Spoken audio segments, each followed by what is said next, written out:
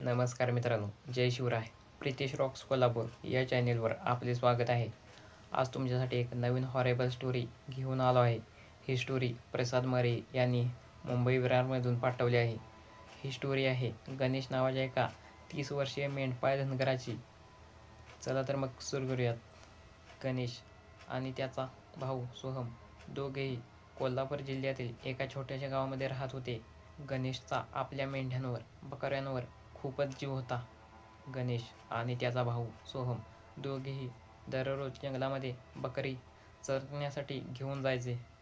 एक दिवस काय होतं मित्रांनो, गणेश आणि सोहम दोघांनाही कोणत्या तरी कार्यक्रमासाठी जायचे होते. ते दोघेही कार्यक्रमासाठी गेले. त्यांना यायला थोडा उशीर झाला. म्हणजे दररोज ते 12ला बकरी सोडायचे, त्यांना यायला उशीर झाला. ते सुमारे 3-3:30 वाजता बकरी जंगलामध्ये घेऊन गेले. 1-2 तास बकरी पोटभर चरली. ती त्यांना थोडा वेळ नदीवर घेऊन गेले. त्यांना पाणी पाजलं आणि पुन्हा थोडा वेळ जंगलामध्ये चरण्यासाठी सोडलं. काही वेळाने अंधार पडला. गणेश आणि सोहम बकऱ्यांना घेऊन घरी येत होते. त्यांना एक सवय होती, बकरी घरी घेऊन जाण्याआधी बकरी मापायची. कारण की इतकी बकरी 1-2 कुठेतरी हरवलं तर प्रॉब्लेम होईल. म्हणून दररोज घरी जाण्याआधी ते बकरी मापायचे. तसेच दोघांनी बकरी मापली तर त्या दिवशी 1-2 नव्हे तर तब्बल 10 बकरी गायब होती. त्यांना तर आश्चर्य वाटलं, आपण तर ह्यांच्यासोबतच आहोत आणि बकरी गायब झाली तर कशी? गणेश बोलला, सोहम तू ही बकरी घेऊन घरी जा, मी त्या बकऱ्यांना शोधून घरी घेऊन येतो. आणि गणेश त्या बकऱ्यांना हुडकण्यासाठी जंगलामध्ये गेला. गणेश पुढे चालत राहतो तसा दूरवर बकऱ्यांचा आवाज येऊ लागतो. त्याला तर वाटतं आपलीच बकरी आहेत. ज्या दिशेने आवाज येतो त्या दिशेने बकरी शोधण्यासाठी गणेश जातो. पण होतं असं, जिथे बकऱ्यांचा आवाज येतो तिथे गणेश पोचतो, तिथे तर बकरीच नसतात. गणेशला खूपच आश्चर्य वाटतं. आवाज जिथून येतो तिथे आपण पोचल्यावर तिथे बकरी नसतात, मग तिथे बकऱ्यांचा आवाज येतो तरी कसा? गणेशला खूपच आश्चर्य वाटतं. एकदा असं होतं, 2दा असं होतं, 3दा असं होतं, पण गणेशला बकरी काही दिसत नाहीत. पण बकऱ्यांचा आवाज तर मात्र येत राहतो. गणेशच्या मोबाईलची बॅटरी संपत आलेली असते. काही वेळाने बॅटरी संपते, मोबाईलचा टॉर्च बंद होतो आणि मग काही वेळाने पूर्ण अंधार होतो. फक्त चंद्रप्रकाश, घनदाट जंगल, रात्रीचं वातावरण आणि एकटा गणेश. त्याला खूप भीती वाटत असते, कारण की एकटाच जंगलामध्ये यापूर्वी तो कधीही गेला नव्हता. तो घाबरलेला असतो. जसा पुढे जातो बकऱ्यांच्या आवाज येतो म्हणून, पण तिथे तर बकरीच नसतात. त्याला काय करायचं काहीच समजत नसतं. मोबाईल बंद झालेला असतो. वादळी वारं सुटलेलं असतं. पालापाचोळा इकडून तिकडून उडत असतो. काही वेळाने बकऱ्यांचा आवाज येणं बंद होतो. पण त्याला असं भासू लागतं, आपल्या पाठून आपला कोणतरी पाठलाग करत आहे. तो मागे वळून पाहतो तर मागे कोणीच नसतं. पण त्याला असं भासत असतं की आपल्या पाठून कोणीतरी येत आहे. थोडा पुढे जातो, पुन्हा मागे पाहतो तर कोणीच नसतं. गणेश घाबरतो. एकदा असं होतं, 2दा होतं. गणेश तिसऱ्यांदा मागे पाहतो, वळून पाहतो तर काय, पाठीमागे एक माणूस उभा असतो. तो माणूस गावातलाच एक व्यक्ती असतो. पण मित्रांनो, स्टोरी तर पुढे आहे. तो माणूस 4 वर्षांपूर्वी मेलेला असतो, तोही त्याच जंगलात बिबट्याच्या हल्ल्यामध्ये. गणेश स्वतः त्याच्या मैताला गेलेला असतो. त्याला दहन देताना प्रत्यक्ष गणेश तिथे उभा असतो आणि 4 वर्षांनंतर तो माणूस गणेशला तिथे दिसतो. तो खूपच थरथरतो आणि म्हणतो, तू तर मेला होतास ना, मग इथे कसा काय? तो माणूस बोलतो, हे जंगल माझं आहे, इथे रात्री कोणीही येत नाही, तू इथे कशाला आलास? गणेश खूपच घाबरलेला असतो. तो माणूस बोलतो, इथे आलेला व्यक्ती सुखरूप घरी कधीच जात नाही. असं बोलून तो खूप विचित्र हसू लागतो.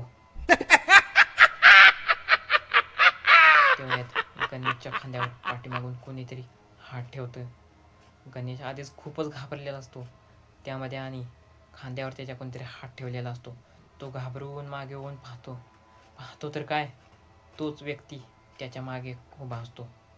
तोच म्हणजे समोरही तोच असतो आणि मागेही तोच. तर माहीत नाही खरोखर तो व्यक्ती होता की गणेशला भास होत होता. तो गणेशच्या मागे आणि पुढे दोन्ही साईडला होता. गणेश खूपच घाबरला होता. गणेश मागे पाहतो, पुढे पाहतो, त्याला काहीच समजत नाही. अचानक पुढे पाहिलं तर समोरचा माणूस गायब झालेला असतो, पण मागे माणूस तो तसाच असतो, हसत असतो. गणेश खूपच घाबरतो. घाबरून तिथेच बेशुद्ध होऊन पडतो. सुमारे 11 वाजलेले असतात.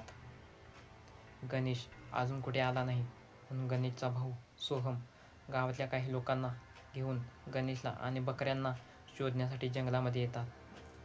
ते शोधत शोधत पुढे येतात. त्यांना नाही गणेश दिसतो, नाही बकरी. ते चालत चालत जंगलामध्ये येतात. तर एका ठिकाणी गणेश बेशुद्ध होऊन खाली पडलेला दिसतो. गणेशला उठवण्याचा प्रयत्न करतात, पण गणेश काही उठत नाही.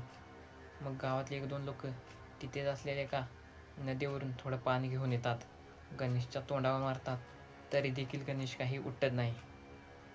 गणेशचा भाऊ आणि गावातले लोक गणेशला घरी घेऊन येतात. बकऱ्यांचा काहीच ठावठिकाणा लागलेला नसतो, पण गणेश बेशुद्ध होऊन पडल्यामुळे ते आधीच खूप घाबरलेले असतात. ते गणेशला घेऊन घरी येतात. घरी आल्यानंतर देखील गणेश शुद्धीवर आलेला नसतो. ते डॉक्टरला बोलवतात. डॉक्टर गणेशला तपासतो. मग पूर्ण रात्र गणेशचा भाऊ आणि त्याच्या घरचे वाट पाहतात गणेश शुद्धीवर येण्याची. गणेश काही सकाळपर्यंत शुद्धीवर आलेला नसतो. शेवटीच पहाट होते, सूर्य उगवतो आणि मग काही वेळाने गणेशला जाग येते. मित्रांनो, गणेशला जाग आली म्हणजे तो पूर्ण बरा झाला असं नाही. गणेश शुद्धीवर आल्यावर खूप विचित्र वागत होता. विचित्र म्हणजे गणेश गणेशसारखा वागत नव्हता. तो वागत होता त्या माणसासारखे जो की 4 वर्षांपूर्वी मेला होता. तो जो गणेशला रात्री जंगलामध्ये दिसला होता, तो तसाच बोलत होता, वागत होता, हसत होता. गणेशचा भाऊ आणि त्याचे घरचे खूपच घाबरले. त्यांना काहीच समजेना, हा असं काय बोलतोय, असा का वागतोय. त्यांना काहीच समजेना. गणेश उठला आणि त्या माणसाच्या घराकडे निघाला. खरं तर गणेश तिकडे जात नव्हता. गणेशच्या शरीरामध्ये असलेली आत्मा ती आपल्या घराकडे चालली होती. घरामध्ये गेली आणि ती आपल्या आईसोबत, बाबांसोबत बोलू लागली होती. गणेशच्या घरचे आणि गणेश ज्या घरामध्ये गेला होता ते खूपच घाबरत होते. त्यांना काहीच समजत नव्हते, गणेश असा काय वागतोय. मग शेजारच्या एका माणसाने सांगितलं, याला नक्कीच त्या माणसाने झपटला असेल, म्हणून तो आपल्या घरच्यांना भेटण्यासाठी इथवर आलाय. मग गणेशचा भाऊ सोहम गणेशला एका मांत्रिकाकडे घेऊन चालला होता. तो काही जायला तयार नव्हता. मुळातच ती आत्मा काही जायला तयार नव्हती. गणेशच्या भावाने सोहमने गावातल्या काही लोकांसोबत गणेशला घेऊन एका मांत्रिकाकडे गेले. तो बोलला, 4 वर्षांपूर्वी जो माणूस त्या जंगलामध्ये मेला होता तोच या गणेशला झपाटला आहे. त्या मांत्रिकाने गणेशला अंगारा लावला, कसलं तरी जल अंगावर शिंपडलं आणि कसली तरी पूजा केली. त्यानंतरनं गणेश पूर्णपणे बरा झाला आणि पहिल्यासारखा आपल्या भावासोबत जंगलामध्ये बकरी सोडू लागला. पण तिथून पुढे रात्री मात्र कधीही त्या जंगलामध्ये गेला नाही. मित्रांनो, ही स्टोरी तुम्हाला कशी वाटली कमेंटमध्ये नक्की सांगा. व्हिडिओ आवडला असेल तर लाईक करा, शेअर करा आणि अशाच नवनवीन व्हिडिओसाठी आपल्या चॅनेलला सबस्क्राईब करा. भेटू एका पुन्हा नवीन स्टोरीसोबत. जय शिवराय.